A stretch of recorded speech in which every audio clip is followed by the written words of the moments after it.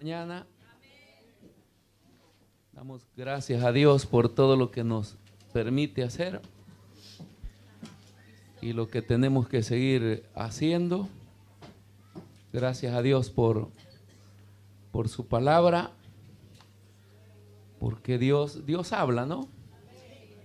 ¿Usted sabe que Dios habla? Bueno, Dios es espíritu, pero Dios habla.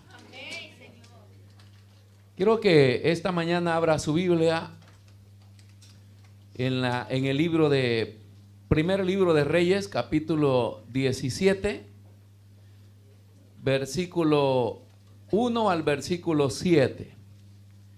Gloria a Dios. Qué bueno es el Señor, hermanos, que tiene el cuidado siempre de nosotros. Eso lo expresó nuestro amado Jesús. Él dijo que si velaba por los pajarillos, ¿cómo que no iba a velar por nosotros? Si cuidaba de los lirios del campo, ¿cómo no iba a cuidar por nosotros? Que somos su criatura, somos la corona de toda la creación. Entonces hay un especial cuidado de Dios hacia los seres humanos. Nos ama. Imagínense que dice: de tal manera amó Dios al mundo por completo. Dios no ama solamente la iglesia, no ama solo sus hijos. Dios ama a todas las criaturas humanas. En la condición que ellos estén, Dios los sigue amando.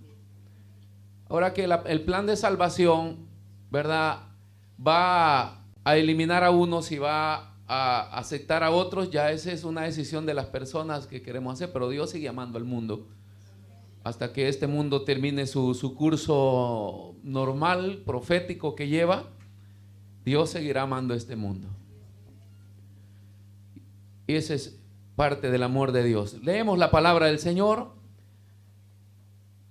y dice estos 7 versículos.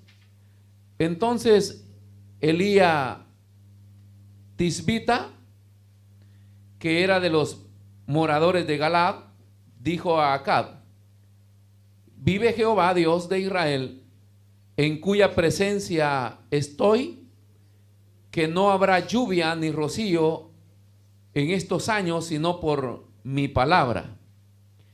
Y vino a él palabra de Jehová diciendo: apártate de aquí y vuélvete al oriente, y escóndete en el arroyo de Querid, que está frente al Jordán.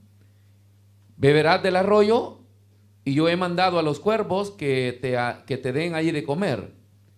Y él fue e hizo conforme a la palabra de Jehová, pues se fue y vivió junto al arroyo de Querid, que está frente al Jordán. Y los cuervos le traían pan y carne por la mañana, y pan y carne por la tarde, y bebía del arroyo. Pasado algunos días se secó el arroyo, porque no había llovido sobre la tierra. Vamos a orar al Señor y a pedirle que nos guíe y que nos dé una palabra de vida esta mañana. Padre, te damos gracias en esta preciosa mañana. Te adoramos, te bendecimos, Señor. Nos hemos reunido, Señor, en esta casa para darte gloria y para darte alabanza a ti, que eres digno, Señor, de toda gloria y de toda alabanza. Gracias, Señor, por todos mis hermanos que están participando a este servicio, los que están desempeñando sus funciones, Señor, que son parte de esta adoración. Señor, gracias por los cantos que han sido dirigidos por el Ministerio de Alabanza. Gracias, Señor, por la disposición del corazón de cada persona que se reúne en este lugar para darte la gloria y para darte la alabanza a ti. Hoy, en este precioso tiempo, Señor, de tu palabra, te pedimos que nos hables. Nos des una palabra, Señor, de vida, una palabra en la cual podamos embarcarnos, caminar, y que podamos, Señor, así tener victorias en todas nuestras situaciones difíciles que se levantan, Señor, y que nosotros tenemos que enfrentarlas, tomados de tu mano, Señor, porque tenemos promesas de que contigo somos más que vencedores. Por eso confiamos en ti y depositamos nuestras vidas, Señor, para que tú tomes el control de nosotros. Sana a los enfermos, Señor. Libera a los oprimidos por el diablo y reprende todo espíritu de opresión, Señor, que puede estar operando en las vidas, Señor, para que nosotros podamos ser un pueblo, Señor, que recibe tu palabra. Queremos ser receptores de esa palabra que llega a nuestros corazones y que da vida en el nombre de Jesús. Gracias, Padre. Gracias, Señor. Amén, Señor, y amén. Gloria a Dios. Puede sentarse, hermanos, estos minutos. Hay algunos artículos, hermanos. Hay algunas prendas. Hay algunos objetos y hay cosas que han sido creados, elaborados para cierta circunstancia, para cierto momento. Quizás podemos agarrar cosas prácticas, por ejemplo, y hay prendas de vestir, ¿verdad? Nosotros acá en la Europa nos acostumbramos a andar bien gordos. Unos ya venimos acostumbrados de Latinoamérica, pero otros hemos aprendido acá. Bien gordos, ¿por qué? Porque en el invierno nosotros estamos bien gordos. ¿Por qué, hermanos? Porque el clima nos hace que nosotros nos abriguemos y hay abrigos para el invierno. ¿No es verdad? Si como acá se notan bien las 4 estaciones, entonces tenemos 4 tipos de vestuario. Hay de invierno, hay de primavera, hay de otoño y hay de verano. Y cuando no consideramos esas 4 estaciones, entonces nos ven como bichos raros. Porque hay gente que no se ha quitado la yaca del invierno y ya estamos en primavera. Usted los va a venir todavía al culto con su abrigo ahí, todavía lo tienen ahí en el culto. Eso es para el invierno. Por eso es que acá se acostumbra por cultura el cambio de ropa. Se recuerda que cambian ropa, ¿verdad? Meten lo de verano arriba y sacan lo de invierno. Luego, ¿por qué? Porque hay cosas que fueron creadas para eso. Viene la primavera, hay que ponerse ropa de primavera. Luego viene el verano y hay que sacarse esa ropa de primavera y hay que meterse ropa de verano. Pero hay que meterse ropa. Porque aquí en el verano no quieren meterse ropa. Pero entonces hay cosas que han sido creadas para ciertas circunstancias o necesidades. Es como la armadura de Dios. La armadura de Dios no es para que usted un día me vaya a aparecer acá en el culto como un soldado romano. Un día va a aparecer con casco y traje y va a venir ahí caminando porque el Señor dice que nos pongamos la armadura de Dios. Entonces, lo que la Biblia refleja en esa parte es que tenemos que tener esa armadura para poderla usar en el momento justo, en el momento preciso. Usted no necesita traer una armadura cuando no hay guerra. Usted necesita traer una armadura cuando hay guerra. Ahora, la palabra de Dios, hermanos, es otra prenda importante. ¿Por qué? Porque la palabra de Dios tiene que ser usada cuando es necesario usarla. A veces no es necesario, aunque nosotros la aplicamos para toda circunstancia. Hermanos, la palabra de Dios ha sido dada para ciertas circunstancias. ¿Verdad que cuando estudia la Biblia le enseñan eso? Tiene que considerar, si hablamos del Antiguo Testamento, para cuándo fue dicho, por qué fue dicho, a quién fue dicho, cómo fue dicho. Todo eso viene considerado para poder evaluar el contexto de lo que la Biblia está diciendo. Y hay palabra de la Biblia que ya pasó de uso, porque fue directamente a una persona o a un pueblo y eso terminó ahí. Que quedó escrito, nos sirve a nosotros para que podamos nosotros compararlo a nuestra vida cotidiana y podamos ver cómo Dios actúa en ciertas circunstancias y Dios está siempre actuando, amén. Pero fue dada para esa circunstancia. Por eso es que cuando vamos al Antiguo Testamento, la mayoría de predicaciones que hacen un paralelismo o hacen un alegórico, hermano, solamente es alegoría. ¿Por qué? Porque fue dicho para otro tiempo, para ciertas cosas. Ahora, se puede traer a nuestro tiempo, pero se tiene que saber cómo aplicar y cómo poderlo expresar. Pero lo que le quiero a dejar claro es que esta palabra que nosotros tenemos que atesorarla, no es porque de repente ahorita la necesitamos, pero va a llegar el momento que la vamos a necesitar. Porque hay tiempos de crisis, hay tiempos de necesidades, hay tiempos de conflictos, hay tiempos de angustia, hay tiempos de desesperación, hay tiempos de escasez, de enfermedad. Bueno, hermanos, hay de todos colores en la vida de los cristianos. Amén. Eso nos los enseña la palabra de Dios. Entonces, el ser cristianos y ser evangélicos no es que estamos fuera de peligro. No, estamos más expuestos al peligro. Porque dice que todos los días somos contados como ovejas al matadero. Todos los días. Ese es como tener una granja y dice, hoy me quiero comer un chancho. Pero todavía no ha decidido qué chancho comerse. Y usted llega ahí, ¿verdad? Y dice, uy, tengo 20 chanchos acá. Dice, bueno, a todos ustedes les toca la misma suerte. Pero, ¿qué pasó acá? Me voy a comer.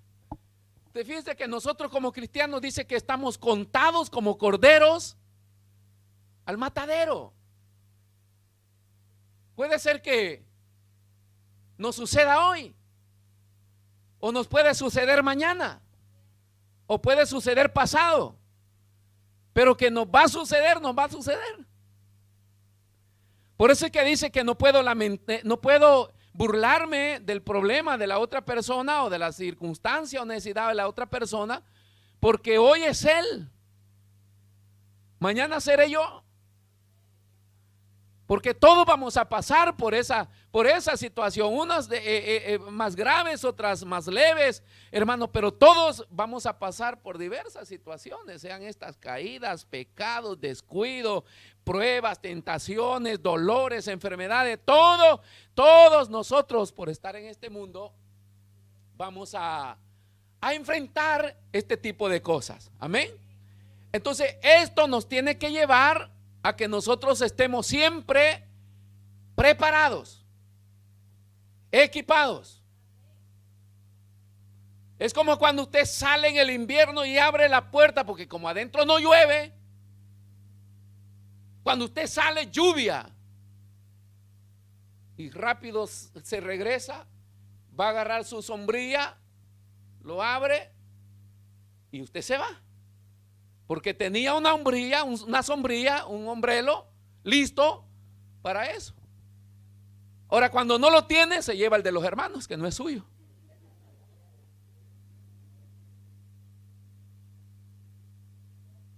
Ese es el cristiano desprevenido. Que lo que vive en la vida humana, en la vida física, es lo que refleja su vida espiritual. Si pasa desprevenido en la vida física, va a pasar desprevenido en la vida espiritual. Entonces, cuando le llega la prueba, el dolor, la necesidad, la crisis, entonces se encuentra desarmado.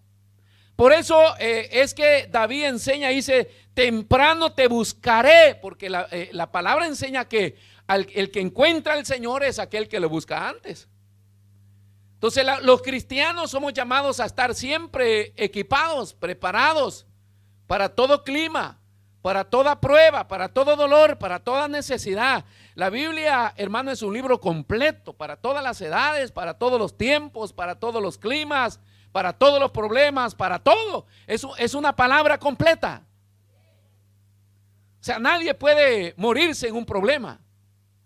Nadie puede morirse en una circunstancia negativa. Todos tenemos opción a salir. Pero se necesita estar preparado. De esto está hablando la palabra de Dios. Ahora yo le he titulado ¿Cómo mantenerse vivos en tiempos difíciles? ¿Cómo mantenerse vivos? No siempre vamos a ser los líderes que estamos en el púlpito gritando, ay hermano, aleluya, gloria a Dios. No. Hay momentos de crisis espiritual. Hay momentos, hermano, de que comemos alacranes. Ayer veía un pequeño episodio de la pasión de Cristo. No soy tan tan dado a ver esas historias, pero a mí me basta la Biblia, pero me quedé viendo un ratito y exactamente lo puse cuando están latigando al Señor. Ustedes todos lo han visto, ¿verdad? Que lo sacan y lo meten ahí y le están dando, pero lo que el Señor sufrió es superior a eso. Pero lo que me llama la curiosidad es que entre medio de todos los líderes religiosos que estaban viendo cómo lo latigaban, se movía Satanás. No sé si lo han visto ustedes. Han encapuchado el personaje que aparece ahí, que hace la figura de Satanás. Y yo dije, wow, ¿cómo los cristianos a veces no nos damos cuenta que en ciertas cosas en las que nosotros estamos involucrados y en las que nosotros estamos promoviendo, detrás hay una influencia diabólica? Y casi siempre nosotros estamos que la presencia de Dios, que la presencia de Dios, que la presencia de Dios. Pues yo quiero decirle que Jesús estaba ahí presente. Pero el hecho que Jesús estaba presente no quiere decir que la atmósfera que había en aquel lugar era de Dios. Entonces Dios puede estar presente en un lugar, pero la atmósfera que está ahí es curioso. Detrás de toda cosa, hermanos, equivocadas, se mueve Satanás. Nunca lo pierda de vista. Nunca descuide su relación con Dios, su intimidad con Dios, y saber que en toda circunstancia donde se está moviendo cosa negativa, hay un pequeño fantasma. Le digo pequeño porque delante de Dios Él no tiene ningún poder y autoridad, ¿verdad? Si nosotros estamos con Dios somos más que vencedores, pero Él siempre está ahí. No hay crisis, no hay problema, no hay cosa negativa que nos llegue, que Satanás nos esté paseando por ahí.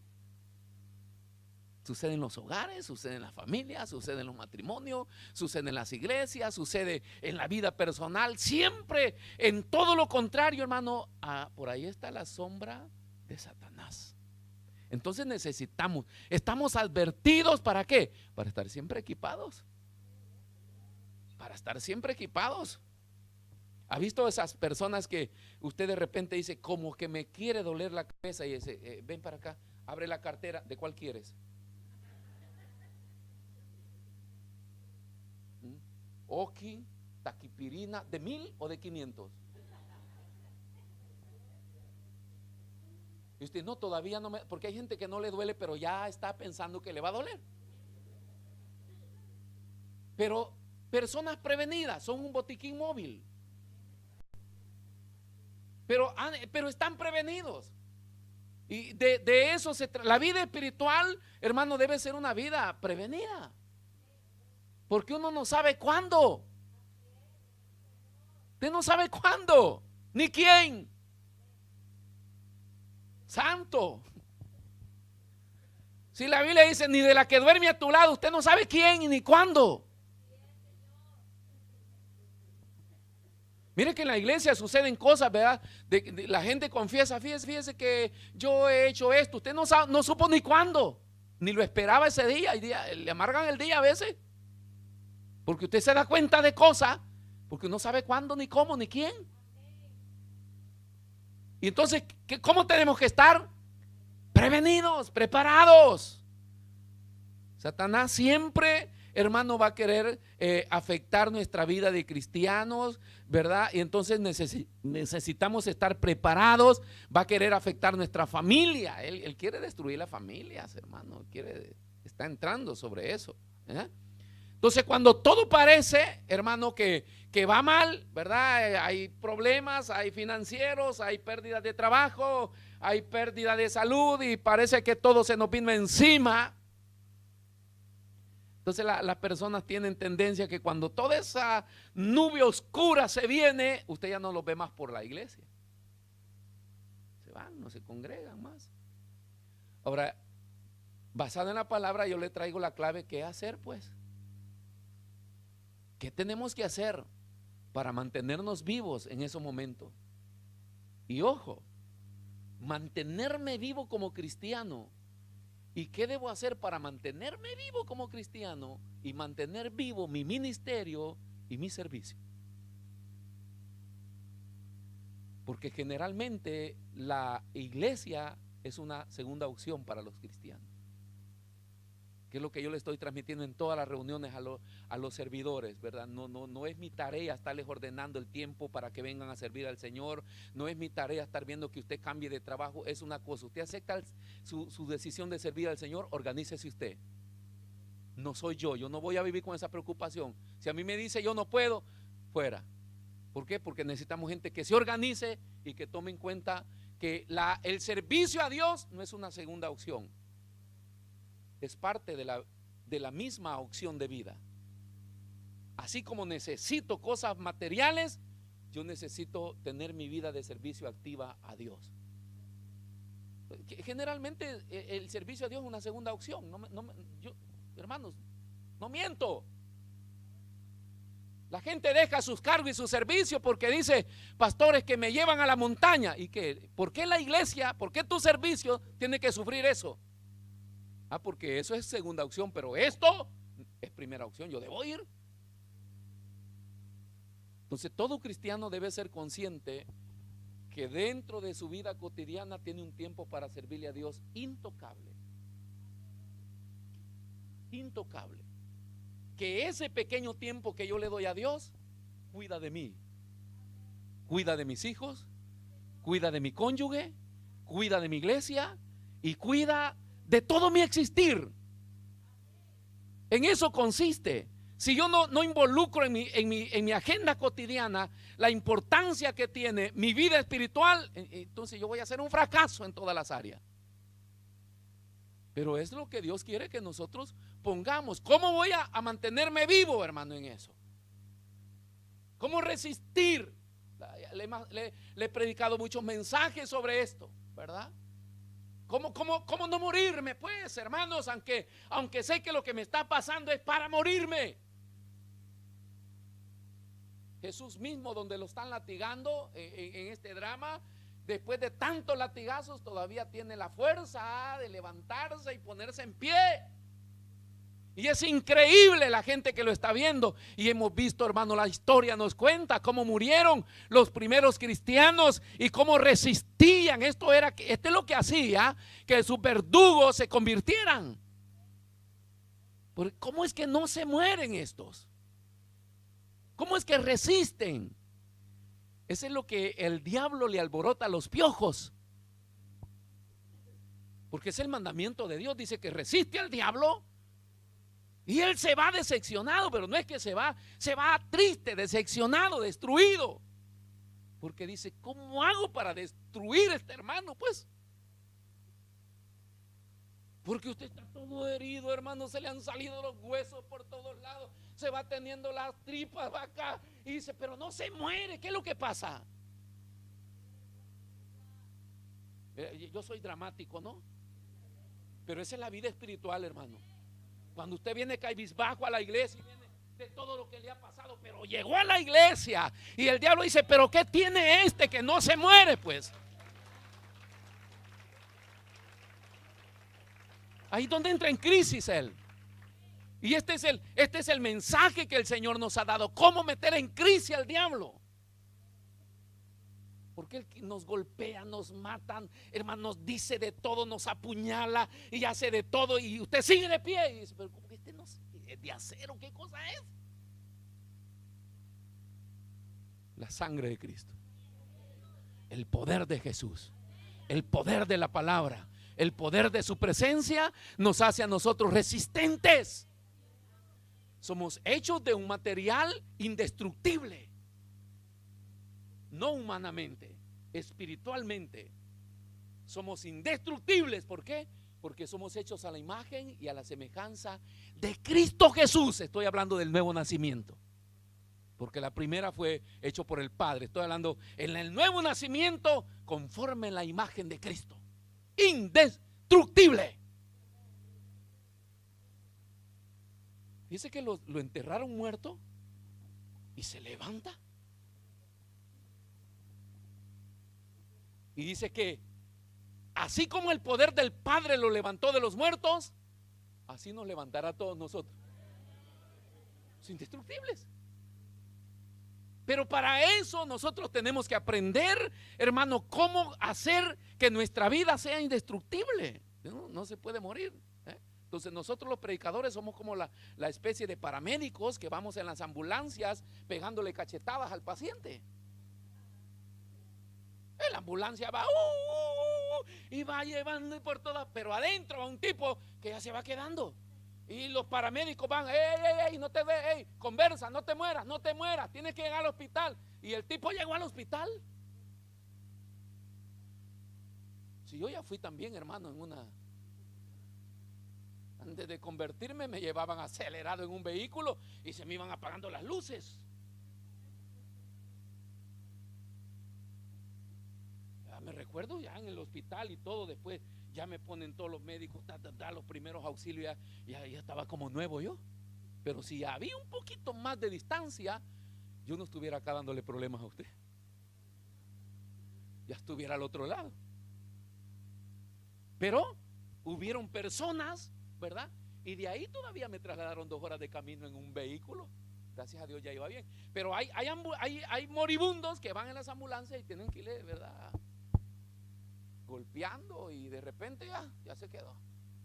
Y llega al hospital y dice, ¿cuándo? Hace 5 minutos. Ok, traen las planchas eléctricas y le abren la camisa y le ponen. ¡Ah! Y el tipo muerto. No, ¡pah! Y de repente ven que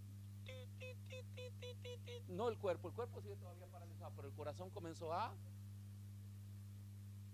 Y ya los médicos entran y dicen, este no se va a morir. Aunque sea en el cajón, véngase. Acá hay toques eléctricos, hermano, para revivir. Dele gloria al Señor. La palabra de Dios son los toques eléctricos para, ay, hermano, a revivirnos. Tenemos que estar preparados para todo tiempo de crisis, porque necesitamos sobrevivir. ¿Por qué tengo que vivir? Por eso es que le digo, no es solo importante que la gente cuando se está muriendo, yo no me quiero morir, ¿para qué? ¿Tienes que hacer algo? No, pero no, antes muérase. A todo cristiano debemos hacerle la confesión de fe. ¿Para qué quiere resucitar? ¿Para qué quiere seguir viviendo? Ay, es que no sé, por mi familia. Muérase. David en sus tiempos de crisis dice, yo no moriré. Y como que le preguntan, ¿y por qué? ¿Tienes que hacer algo? Y él dice, sí. Tengo que vivir para contar las maravillas de mi Dios. Entonces vea qué importante en la vida de una persona. Se recuerda que Dios resucitó a un rey también, ¿verdad? ¿Y ese para qué? Para engendrar un hijo más, que fue uno de los hijos más malos de este rey. Eso fue lo que hizo en 15 años. Mejor se hubiera muerto antes. Pero lo que le quiero hacer entender es que dentro de su propósito de vida debe haber como hermano principal que usted tiene una tarea que hacer en el reino de Dios. ¿Cómo mantenerme vivo? Para estar vivo yo y para mantener vivo mi ministerio o mantener vivo mi servicio, todo lo que hago para la obra del Señor. David mismo, hermanos, cuando él está en el Salmo 51 orando, que está rogando al Padre y está siendo responsable de sus hechos, le dice, pero no quites de mí tu Santo Espíritu. ¿Para qué? ¿Para qué pide él? No, Señor, porque entonces ¿quién danzará? No, David no dice eso. Dice, porque ¿quién le enseñará el camino a los transgresores? No importa que fallé, Señor, no importa que me equivoqué, pero yo quiero seguir viviendo, porque no solamente quizás tengo una familia, tengo compromisos seculares, tengo tareas espirituales que son mi responsabilidad terminarlas. Y esto es lo que hace que Dios alongue la vida, alargue la vida, cumpla el propósito, nos bendiga, nos sane, nos restaure, nos dé provisión, nos cuide, nos protege. ¿Por qué? Porque se encontró con una persona que tiene un propósito de vida, sabe para qué quiere vivir, como todos ustedes. saben que deben vivir para servirle al Señor. Amén. Entonces, para eso nosotros queremos aprender a sobrevivir. Ahora, ¿qué debemos hacer? Vea, vamos a estos versículos que hemos leído. Entonces, Elías Tisbita, no es Elías te invita ni te invita, porque acá en El Salvador, ¿a qué le llamamos timbita? A la timba, a la barriga. ¿Eh? Somos medio a la panza, ¿no? Es medio raro ese vocabulario salvadoreño. De una mujer encinta, ¡ay, qué gran timba que tiene! Elías Tisbita es porque era de Tisbia, de Tisbi. Era la ciudad que se encontraba, ¿verdad?, por ahí en la parte de Galaad, donde él moraba. Y es la primera aparición en esta parte, la primera aparición del profeta Elías, que viene delante de un rey, Acab, que había sucedido a su padre, Onri, si no me equivoco. Pero dice que es el séptimo rey de Israel, porque Elías es considerado el profeta del reino del norte. Recuérdense que Israel en ese periodo está dividido en dos reinos. Después de la muerte de Salomón se cumplió la profecía de Dios. El reino se iba a dividir. Se dividen las tribus. Unos quedan en Jerusalén, ¿verdad?, los de Judá, y los otros se apartan al norte y hacen de Samaria su capital y ponen su rey. Y este hombre viene a ser el séptimo rey de Israel, pero es considerado el rey más perverso de todos los reyes de Israel, porque no solamente dice que le fue en poco andar en los pecados de Jeroboam, que había sido otro rey pecador. A él no le importó poco. Es como los cristianos que se apartan, o los jóvenes crecen y descubren el mundo, y a ellos les importa poco ir viviendo en esa vida desordenada cuando fueron inculcados y crecidos en las cosas de Dios. Ahí van, como que si Dios no existe, pero se lo van a encontrar más adelante. Ay, hermano, nadie se va en esta vida sin pagar lo que hace. Y el peligro más grave de los seres humanos es olvidarse de Dios, pensar que Dios no sabe lo que estamos haciendo. Y dice que se convirtió en el rey, el peor rey de Israel, ¿verdad? Y no solamente eso, sino que se casa con Jezabel, que es hija de uno de los reyes sidonios. Estos adoraban a Baal y adoraban a la diosa Acera, y tenían sus cultos. Y esta mujer llega, se casa porque lo casó el padre a él, y luego que viene hecho rey, esta mujer, ¿verdad?, implanta toda la doctrina y exige a su marido que se hagan cosas a sus dioses.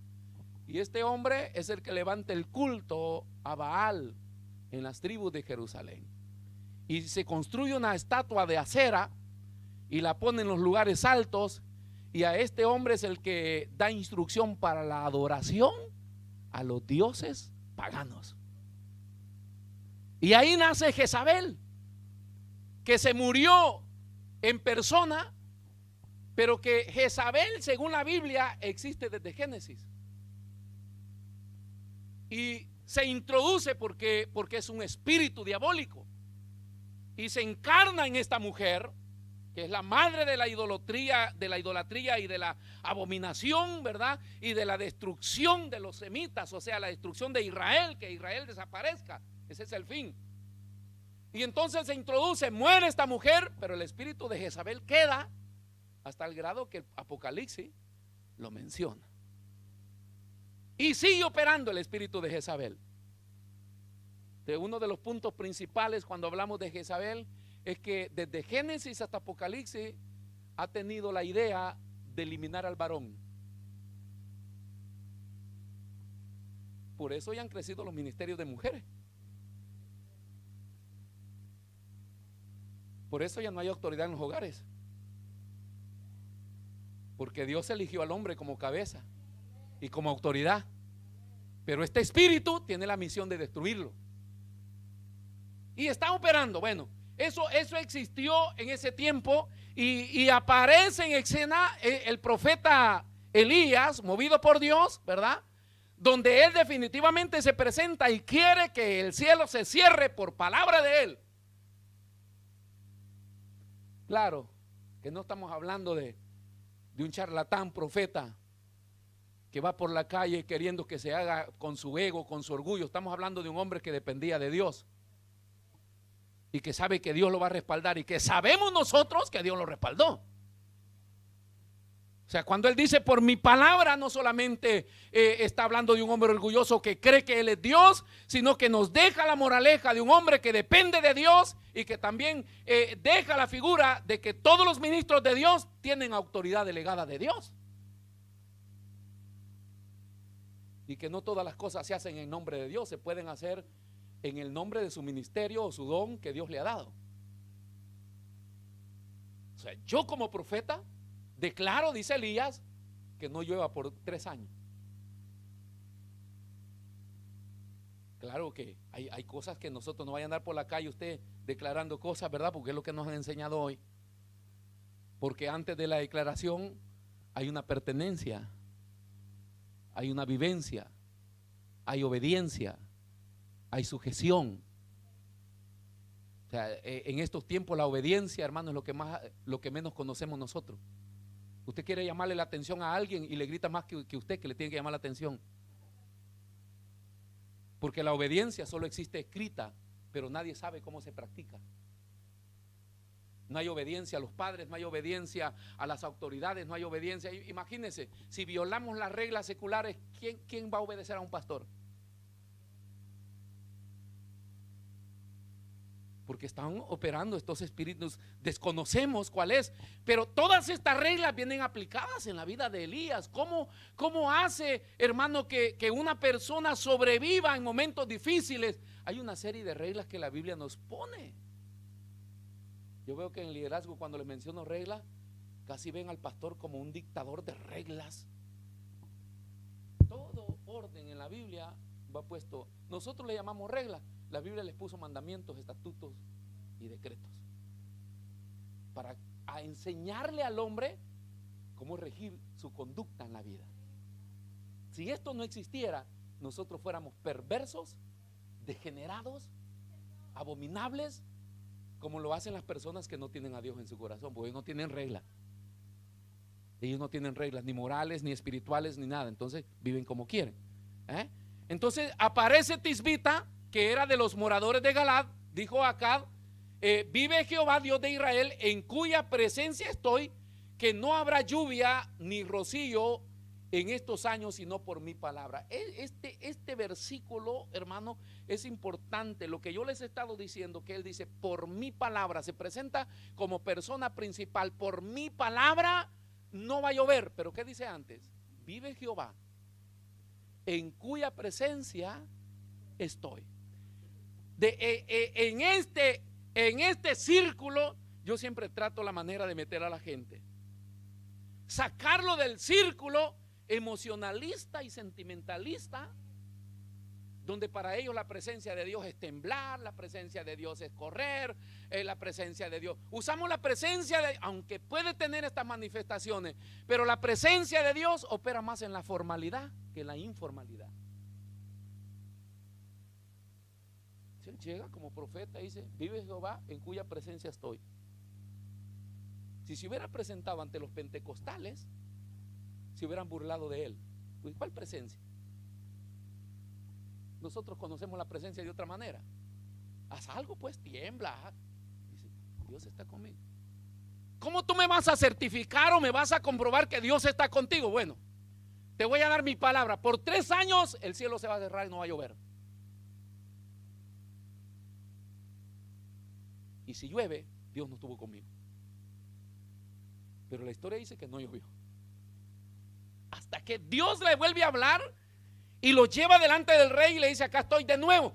Hay otra curiosidad en el profeta Elías, porque fue conocido en ese tiempo, ¿verdad? En el profeta que aparece y se desaparece.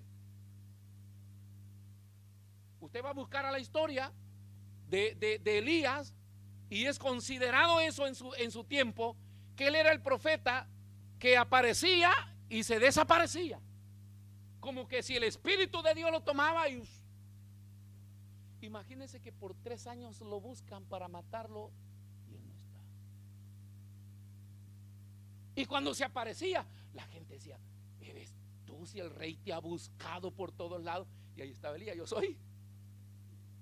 Qué lindo, hermano. Qué precioso cuando Dios está con usted, ¿no? Usted no tiene que andar en mística ni en cosas. O sea, Dios se encarga de hacer todo. Ay, ¿dónde me escondo para la crisis? No, si usted está en Cristo, Él se encarga. Por eso habla: yo te hablaré y yo te diré el camino por donde debes de caminar. Y usted va a ir recto, ¿verdad? Porque hay caminos que al hombre le parecen perfectos, pero su fin es camino de muerte. Pero como Dios sabe que es lo que hay adelante, dice: no, hoy te tienes que desviar para este lado. Y usted va: no sé por qué me desvié. Pues Dios sí sabe por qué lo desvió.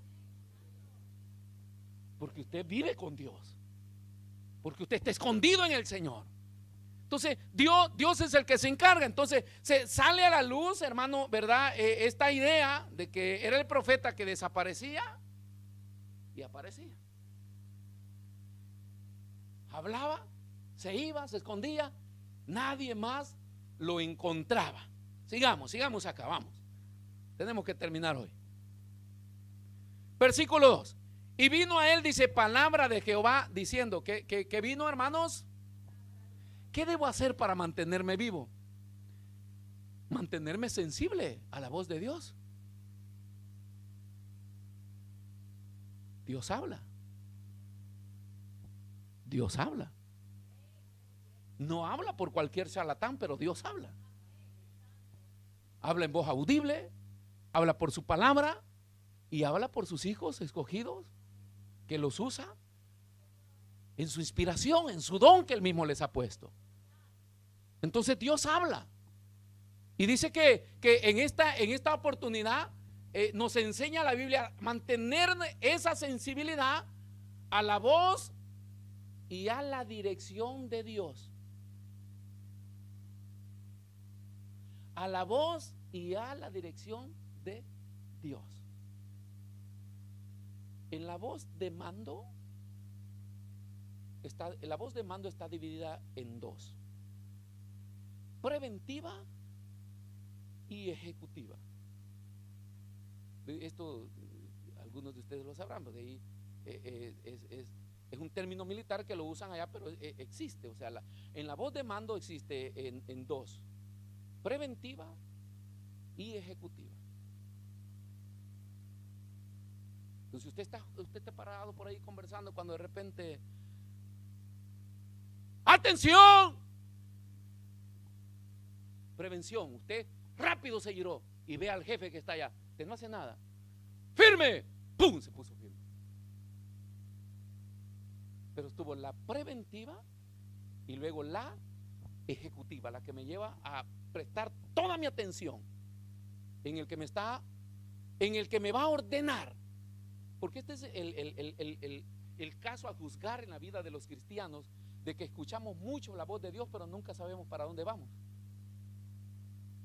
ni qué me dijo. Entonces dice que le habló, vino palabra de Jehová diciendo. Entonces la sensibilidad a escuchar. Pero ¿para qué debo escuchar, hermanos? Para saber qué es lo que voy a hacer, pues. ¿De qué me sirve a mí andar escuchando la voz de Dios y al final nunca hago nada de Dios? Pues hay una cantidad de gente, hermanos, que vive de revelación en revelación. Ese es el carro de viaje que ellos tienen. Pero júzguele su vida, son un desastre. ¿Por qué? Porque nunca ponen la voz ejecutiva de Dios. ¿Para qué Dios me llamó? Por eso es que ahí aparece Samuelito, bien jovencito, y él está roncando. Bueno, los jóvenes no roncan a esa edad, pero bueno. Y le dice: Samuel. ¿Has visto cómo se levantan los jóvenes? Sí, sacerdote Elí. Y aquí el otro dice: yo no te he llamado, vaya a dormir. Ah, ok.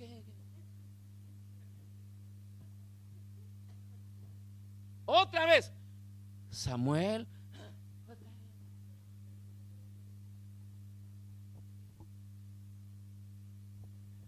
Por eso es que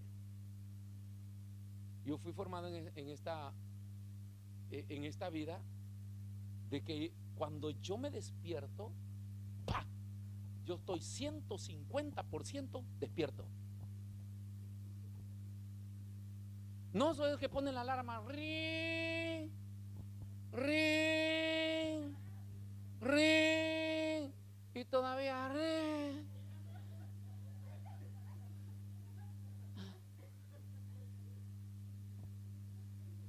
Y se levanta todavía. No, o sea, si yo me despierto, al nomás que me despierto, yo estoy despierto. Y cuando me duermo, yo estoy bien dormido. Porque te enseñan eso, hermano, que cuando usted se despierta, porque allá no es que te despiertan, hijito lindo, ya está el desayuno, papito, ¿va a ir a comer o se va a levantar más tarde? Ay, es el único día que no me ha tocado turno, quiero seguir durmiendo. Allá no, hermanos.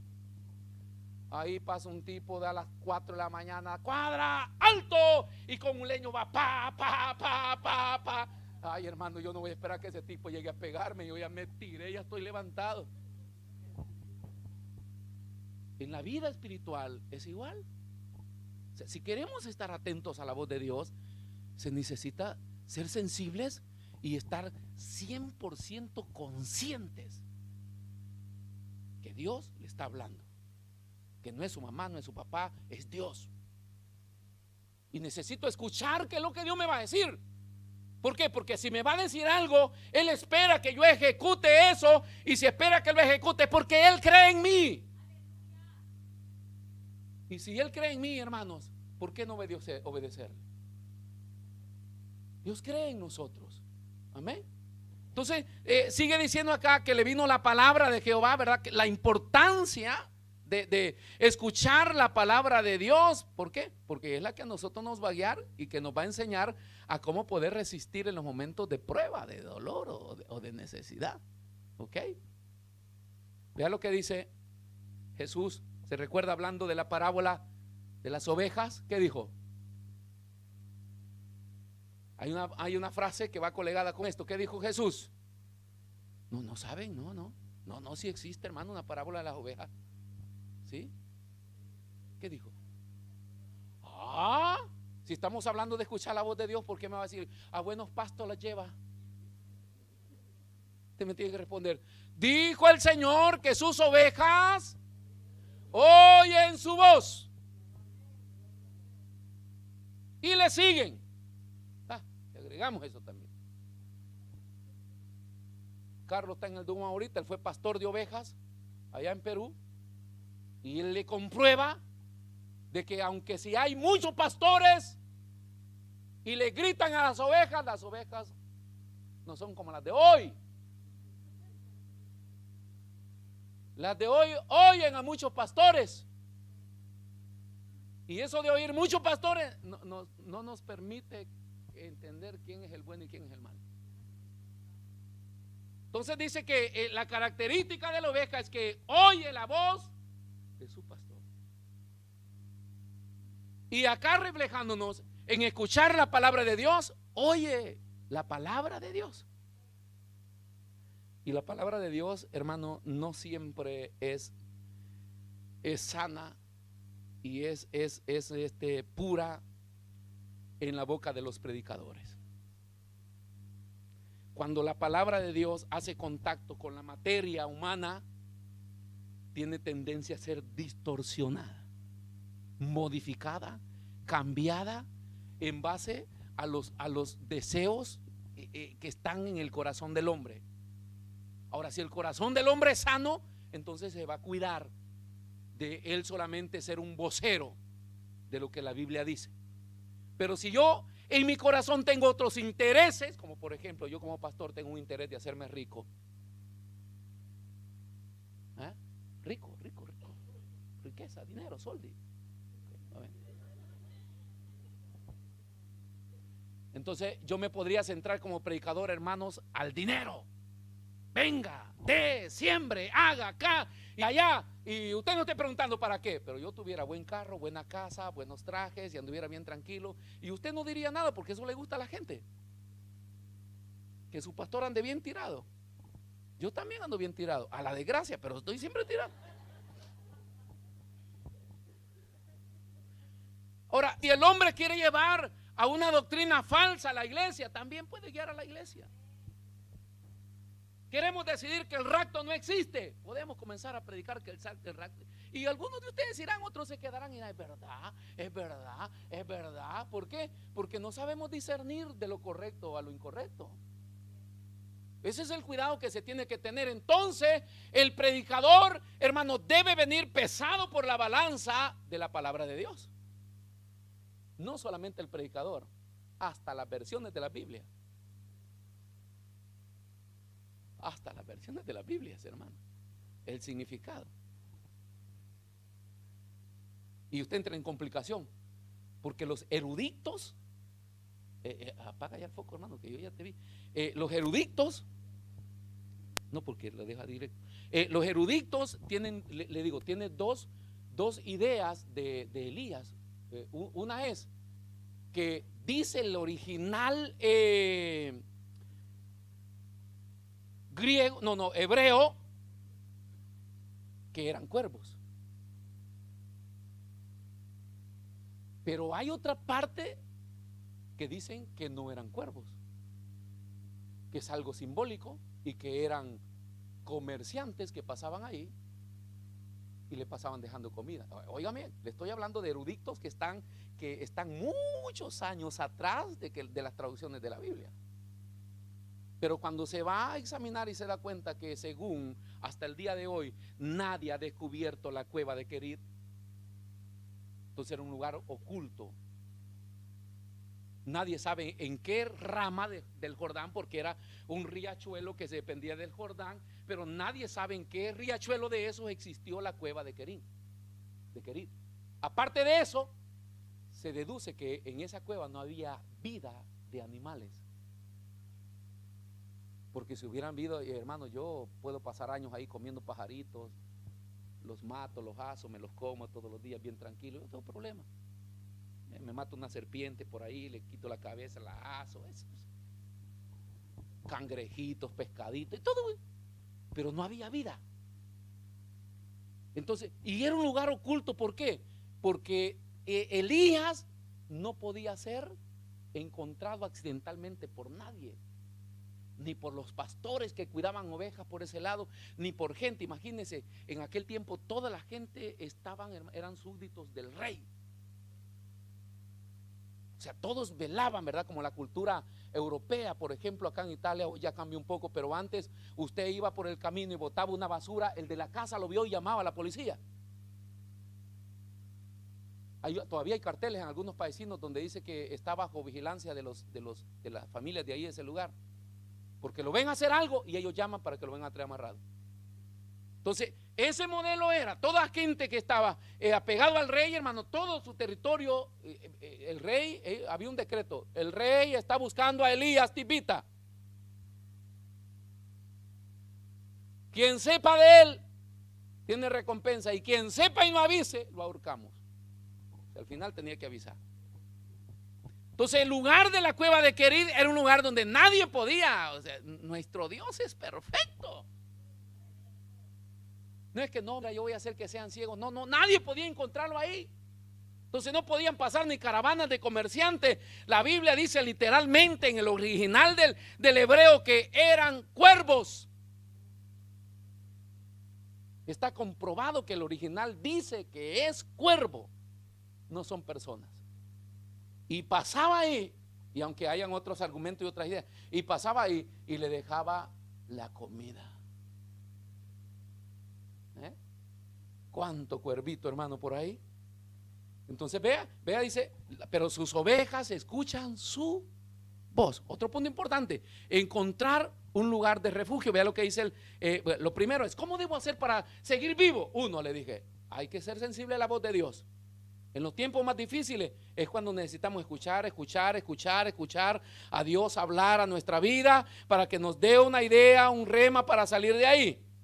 El 3 dice: apártate de aquí y vuélvete al oriente y escóndete en el arroyo de Kerit, que está frente al Jordán. Esa es la única dirección que le da, que está frente al Jordán. Pero vean la conjugación de estas palabras, hermano, que dice: apártate, vuélvete y escóndete. Cuando nosotros entramos en crisis por problema, por lo que sea, acá Elías está sufriendo por causa de la palabra de Dios. Nosotros sufrimos por nuestras causas, pero Dios en su misericordia siempre nos da palabra. Pero nos da, hermano, siempre estas tres frases son importantes de lo que está diciendo este versículo: apártate, vuélvete y escóndete. Nosotros solamente conocemos la primera: apartarnos. Pero ¿sabe de dónde nos apartamos? De la iglesia.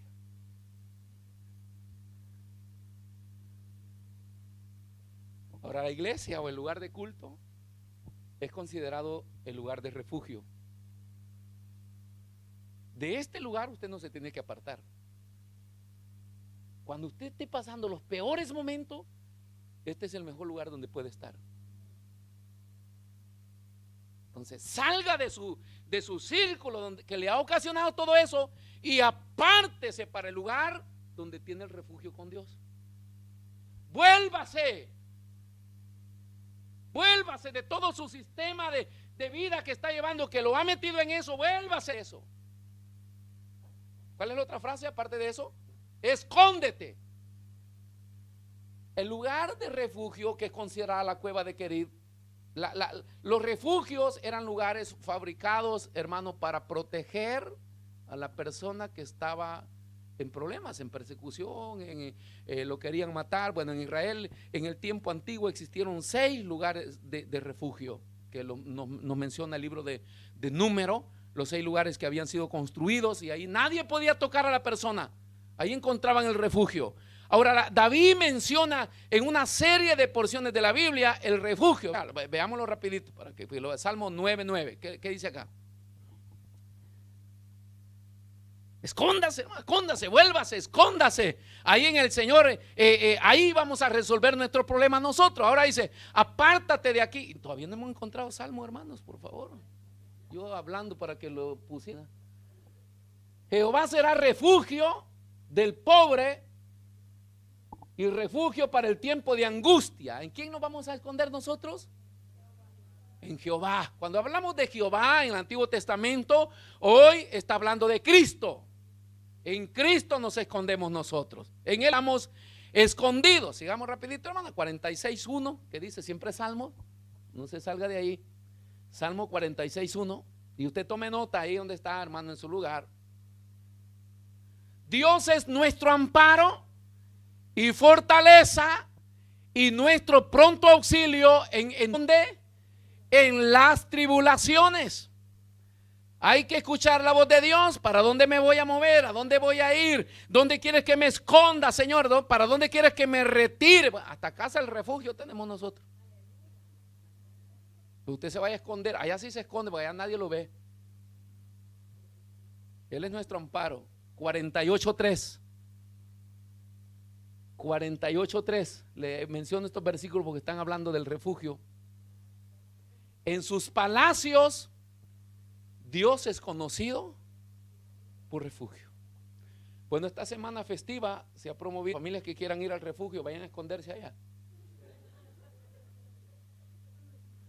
Tiene crisis económica, vaya a esconderse allá, no le vamos a cobrar. En sus palacios Dios es conocido por. Hoy en su iglesia Dios es conocido por refugio. ¿Por qué sufre? Súbase en la ambulancia. Déjese dar los primeros auxilios. Acá le estamos advirtiendo y diciendo: ya despiértese, vaya bien, tiene que llegar con vida. Llegue al lugar donde usted se reúne con Dios y ahí le va a meter los choques eléctricos el Señor. Y su corazón verá a bombear sangre, y cuando salga de ahí usted va a salir a la perfección. Porque ese lugar de refugio en sus palacios, dice, Dios es conocido como refugio. O sea, nadie me puede tocar si estoy en las manos de Dios. Nadie te puede tocar. Pueden perder bienes materiales, cosas físicas, personas físicas, todo puede pasar, pero nadie te puede tocar tu vida, tu salud. ¿Por qué? Porque tú estás escondido en Dios. 57:1. ¿Qué dice 57:1 de Salmos? Ten misericordia de mí, oh Dios, ten misericordia de mí, porque en ti ha confiado mi alma, y en la sombra de tus alas me ampararé. Aleluya, hasta que pasen los quebrantos. Oye, hermano, nosotros no lo hemos visto, pero hay gente que viene de los Estados Unidos y que viven allá, y hay estados en los Estados Unidos donde los ¿cómo se llaman? Los huracanes son destructores, y ellos tienen lugares de refugio, y la gente va y se esconde ahí. Cuando ellos salen, hermano, ahí existió una casa, árboles destruidos, casas destruidas, todo destruido. ¿Por qué? Porque pasó el temporal, pasó el huracán, y en la vida espiritual pasan huracanes, hermano, que deja todo quebrado. Pero si estás escondido en Dios, tú vas a salir de ahí hasta que haya pasado todo quebranto. Amén. Sí, ya vamos a terminar. 62:7, ¿qué dice? Es importante el lugar de refugio, hermano. Buscar ese lugar. Apártate, vuélvete y escóndete ahí. En Dios está, dice, mi salvación y mi gloria. En Dios está mi roca fuerte y mi refugio. Dios, en Cristo Jesús. En Cristo Jesús, en Él estamos escondidos siempre. Entonces podemos seguir mencionando muchos versículos más, ¿verdad? Pero tenemos que saber, ¿puedo seguir vivo, pastor? Sé sensible a escuchar la voz de Dios, y luego escóndete en el lugar de refugio que Dios tiene en los tiempos nuestros. Es la iglesia donde usted se congrega. Ahí métase con todo. Usted no tiene que andar contando su problema, su necesidad. Nadie, quizá de repente al pastor, alguien que va a orar por usted, pero de usted solo. Le basta, hermano, el que tiene el control de ayudar a los refugiados, que es Cristo Jesús. Él nunca va a cerrar sus manos, está siempre con sus manos extendidas. Y vuélvase agradecido. Otra cosa importante, vuélvase agradecido. Porque unos nacen como estrellas, pero otros nacemos estrellados. Y este Dios de la abundancia, y Dios de la prosperidad, y Dios que te hace abundar, porque es bíblico. Dios es un Dios que nos da, nos prospera, nos ayuda, hermano, siempre está ahí. Pero hay tiempos secos. Pablo dice que en toda su trayectoria aprendió, fue enseñado. Ya pues, ñaño, dicen los ecuatorianos, enséñate a esto. ¿Qué quiere decir eso, hermano? Que no siempre es chuleta. Van a haber veces que usted va a estar haciendo la cola en el pan cotidiano. Ay, qué vergüenza. Ay, sean agradecidos. Es un momento de desierto, es un momento de crisis. Hermano, perdió trabajo, perdió casa, tiene salud, lo que sea, pero usted sigue confiando en Dios. Y usted sabe que lo que Dios le da, sea poco, aunque no le guste, pero hermano, es la provisión de Dios. Y eso tiene que tener agradecimiento.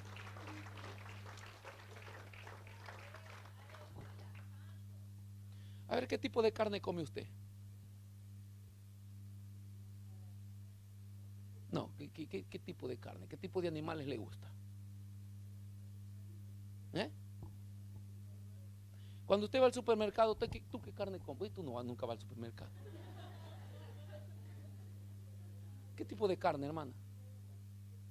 Ay, pero de pollo, de cotoleta, pechuga de pollo. Ecuatorianos comen mucho chancho. No, ecuatoriano, tú no eres ecuatoriana, tú te gusta la salsa rusa. ¿Qué tipo de carne? ¿Qué tipo de carne te gusta, Noé? Pollo. Y un pedacito de pierna de perrito asado.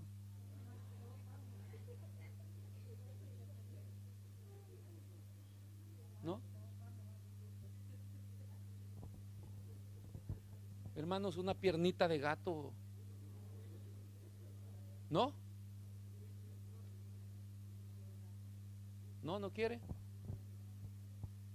Un cuy, una iguana. ¿Verdad que nosotros pedimos gusto? Ahora, ¿usted sabe qué carne le llevó el cuervo? ¿Eh? ¿Usted cree que el cuervo era cocinero? ¿Usted cree que era el chef cuervo? Era un pájaro. Era un pájaro que se volvió famoso con la Biblia y él no lo sabe. Porque él agarraba el pedazo de carne y alzaba vuelo, llegaba cerca de la cueva de Querib. No es que decía, ¡eh! ¡eh! ¡Elia! ¡Elia! ¡Carne! ¡Carne! El cuervo llegaba ahí, ¡pum! Caía la carne. Aparecía Elías y el cuervo se iba. Porque ellos le tienen miedo a las personas. No es que el cuervo llegaba, Pache de Elías, acá te traigo el pedacito de carne de cheta, de la más tierna, de ternero, para que tú puedas comer. Quiere tortillitas, pancito. La próxima vez le traigo pechuguita de pollo. En los tiempos de crisis, hermano, lo importante es que Dios está con nosotros. Y en esos tiempos es cuando más gordos nos ponemos. ¿Sabe por qué? Porque ahí se rompe la dieta, hermano. Porque a usted le llevan sacos de víveres de todo. Y le dan, y lo invito acá, y lo invito acá. Y uno no hace, cuando uno tiene comida en habitaciones, ay, no quiero. A mí a veces me tienen que rogar, pastor, vamos, por favor, se lo suplico, vamos, ya, pues hermana, vamos, pero yo en mi casa tengo comida. Pero cuando no tengo, yo quiero que me inviten y no me invitan. Imagínense. Ahora, ¿qué he sido, hermano? Tiene que ver con conformarse en ese tiempo de dificultad y saber que en ese tiempo de dificultad lo que está llegando, Dios me lo ha enviado. Gracias, Señor. Gracias por eso. Yo no estoy acostumbrado a comer esta cosa, pero eso voy a comer. A veces en los hogares no tenemos nada hoy, dice, que comer. Solo pasta. ¿Y eso qué es? Será mejor comida italiana, hermano, la pasta. A mí me sacan un plato de pasta, yo salto de feliz, contento. Pero ay, no, yo pasta. ¿Qué quería usted? Frijoles, hasta el nombre, frijoles. Será agradecido, hermanos, con la provisión que Dios nos está dando. No se olvide, pastor, estoy en Querib. Estoy refugiado en el Señor. Yo no tengo acción, no tengo opción, no puedo opinar lo que eso me como. Lo traiga el cuervo, lo traiga el pájaro, lo traiga la chonta, lo traiga quien lo traiga, hermano, yo me lo como. No sé cuántas clases de aves hay, pero usted lo que caiga ahí, dígale, todo lo que cae en mi territorio en este momento de crisis, para adentro nada más. Que no hay cosa mortífera si el Señor se lo ha mandado. Pero el agradecimiento es importante, que lo tiene que tener, ¿verdad? Por su lugar. ¿Sabía usted que en los momentos de crisis de lo que más lamenta la gente es la soledad? Porque en los momentos de crisis nos te visitan los hermanos. Ay, es que los hermanos, hay hermanos lindos, preciosos, hombre. No faltan a los cumpleaños. Se autoinvitan, están ahí, hermanos. No faltan a la fiesta, ¿verdad? Donde hay comida, ahí están los hermanos. Para eso estamos, hermanos, para compartir. Y hay abrazos y besos, pero cuando la comida, y cuando entras en crisis familiar, espiritual y lo que sea, los hermanos comelones no llegan. Y usted le dice, hermano, hoy no te invito a comer porque mira, nada tengo en la casa. Sí, hermano, ni quería ir. No es que le dice, no tienes nada, hermano. No, yo también tengo otro. Ya me invitaron a otro lado. Ah, qué bien que tú vas a comer, yo no. La soledad es una cosa complicada que nos martiriza a todos en los momentos de crisis. Porque la mayoría de problemas los tenemos que enfrentar solos. Y es mejor solos. La historia de Job nos enseña que es mejor solo. ¿Para qué quiero 4 de ustedes yo mis problemas? A Job le llegaron 4. El saludo, hermano, oriental, ¿verdad? Todavía queda por ahí.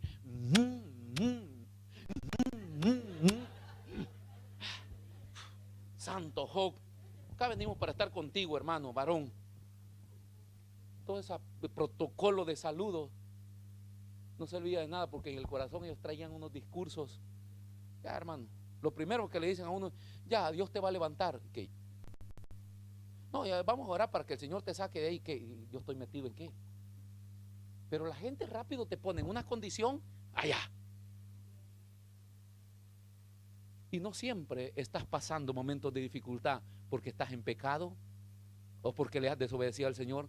Son circunstancias.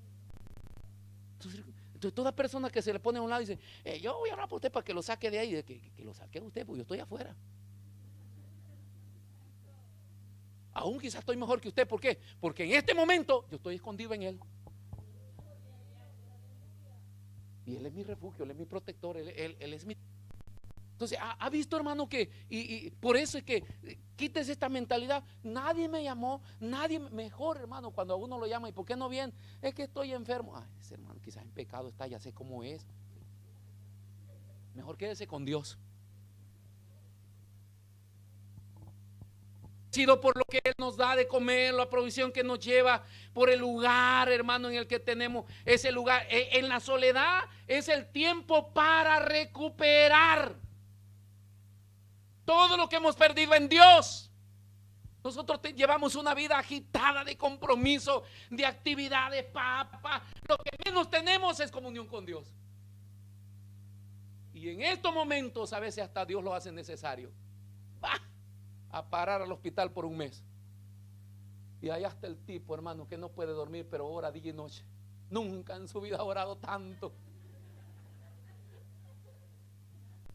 Porque cuando uno está en el hospital solo sueña con la muerte, con enfermeras, con el cielo, con el infierno, que solo cosas raras, uno ni ganas de dormir tiene, hermano. Entonces, ¿qué hace? Orar. Por eso es que el tipo que está moribundo es el tipo más santo que está ahí. Pero que nosotros estamos sanitos, vivitos y coleando. Ay, hermanos, la chuleta salta con todo. Pero en los momentos de crisis y necesidad es la que nos lleva a buscar de Dios. Entonces, en ese tiempo de soledad, aprovechar para recuperar nuevos ánimos, nuevas fuerzas, hermano, y tiempo de reflexionar. Porque hay el espacio para reflexionar. ¿Cómo estoy? Ayúdame, Señor. ¿Qué debo hacer? Qué bueno, hermano, encontrarnos en esos tiempos de soledad y poder clamarle al Señor. Cierro acá con esto último, versículo 5, que dice: bueno, bebía del arroyo, yo, dice, mandaba al cuervo y el 5 dice, y fue e hizo conforme a la palabra de Jehová, que pues se fue y vivió junto al arroyo de Querí, que está frente al Jordán. ¿Cómo puedo sobrevivir, pastor? Aprenda obediencia. Obediencia. Aprenda obediencia. No se moleste cuando le llamen la atención. Aprenda obediencia. Corrija sus errores. Aprenda obediencia. Dios no ha puesto un líder ahí de pintado solo para hacerle mal a usted. Es para enseñarle. Aprenda obediencia. Por eso, hermanos, ¿cómo puedo sobrevivir? Dice, aprendiendo obediencia. Si nosotros somos desobedientes y rebeldes, entonces dejamos todo tirado. Basta, me vale poco. ¿Qué es lo que generalmente hacemos los cristianos? ¿Verdad? Rebelarnos, ponernos malcriados. ¿Qué? Cada vez que Dios me corrige, ¿qué, Señor? ¿Y qué? ¿Yo? ¿Qué? Entonces, apártese de Dios. Pero si usted es hijo de Dios, va a ser corregido por el Señor. Si pertenece a una iglesia, va a ser corregido por su pastor. Si tiene padre, va a ser corregido por sus padres. Si tiene un líder de grupo, tiene que ser corregido por su líder de grupo. Aprenda eso. Un día usted va a ser líder y va a querer corregir a alguien. Y ahí vas a pagar, papá. ¿Sabía usted que las rebeldías en las iglesias se pagan con los hijos? Donde quiera que el hombre quiere poner autoridad, hay rebelión. ¿Por qué? Porque no hay obediencia. Entonces dice, y se fue e hizo. ¿Cómo hizo, hermano? ¿Cómo hizo? No.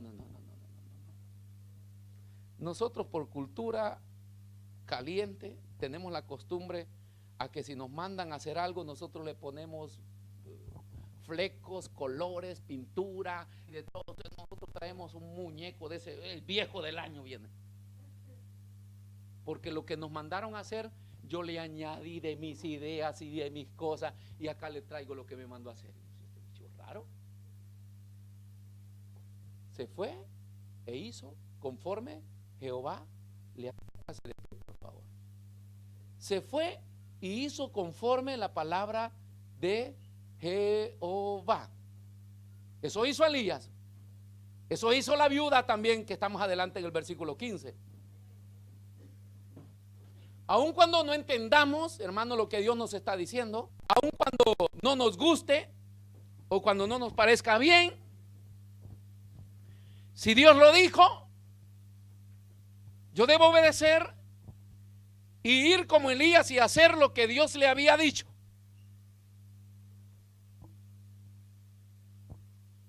Ahora, quiero que dejes la ciudad. ¿Tienes cama? Sí, Señor, compré un colchón nuevo ayer. Ok. ¿Tienes familia? Ayer me casé, Señor. Ok. ¿Tienes hijos? Sí, Señor, tengo 10, los amo con todo el corazón. Okay. ¿Tienes que hacer? Carlos. Ok. Todo. Nosotros creemos que es sencillo obedecer a Dios. Todo el mundo cree que es sencillo obedecer a Dios, porque es la parte que más le corresponde a su placer.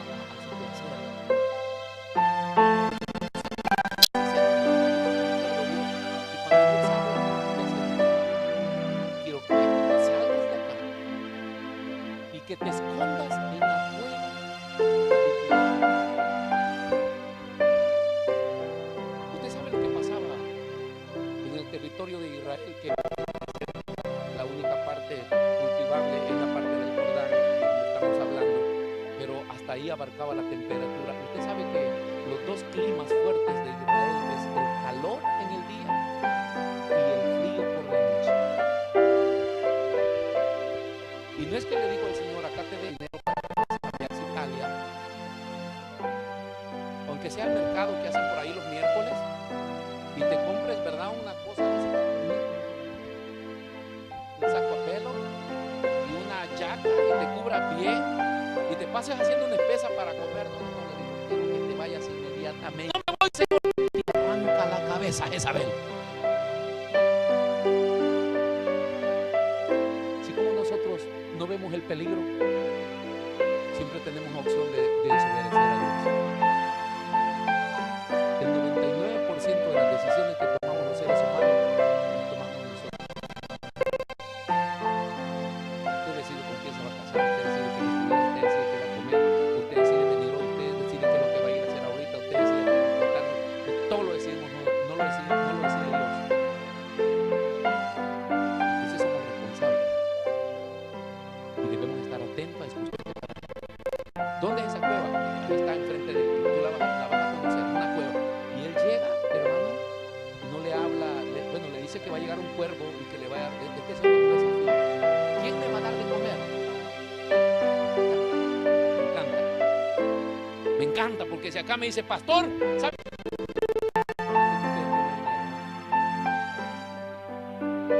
A uno le gusta pegarse a la gente que más tiene, ¿no? Pero definitivamente Dios en esta primera oportunidad le dice, va a haber un cuervo. No es una ave, te va a llevar. Ese es como que te diga, mira, el hermano tal que se come 7 ranchos te va a llevar un pedazo, en donde el hermano, el primero se lo come él y no me lleva a mí. Bueno, eso le dice Dios a Elías, te va a llevar comida a un cuervo. ¿Y sabe qué es lo que pasa cuando lo saca de ahí, hermano? Le dice, ok, Elías, ok, terminó. Gloria a Dios, tu prueba, padre, ya terminó. Hoy vas a salir de acá. ¿Tienes fuerza? Un poquito, ok, porque ¿cuánto voy a caminar, Señor? 40 días y 40 noches. ¿Qué vas a ir a Zareta? Y ahí he preparado quien te dé de comer.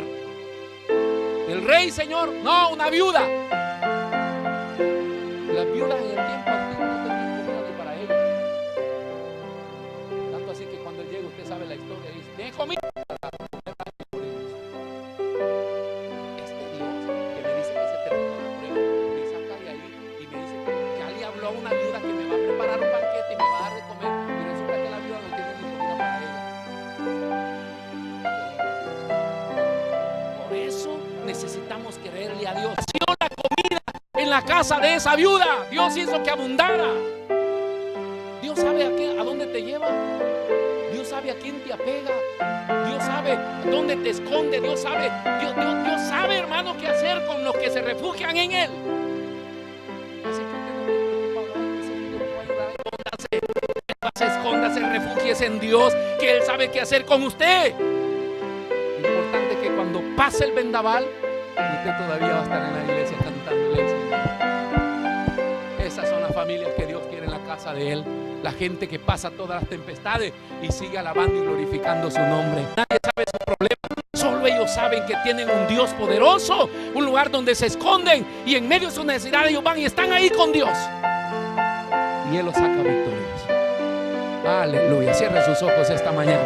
Te damos gracias, Jesús. Te damos toda la gloria y te damos toda